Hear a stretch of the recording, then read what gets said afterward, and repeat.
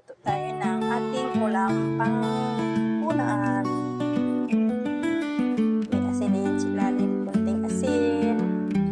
Saka may okra, may loya, may garlic, may onion, at saka may ito. Ilagay na natin ating isda. May ano na yan, may suka. Ayan. Makula na yung mata. Pag nakula yung mata, ay ko na makula ang mata. Para siya adik. Diba? Dagdagan natin ang tubig. Parang konti lang.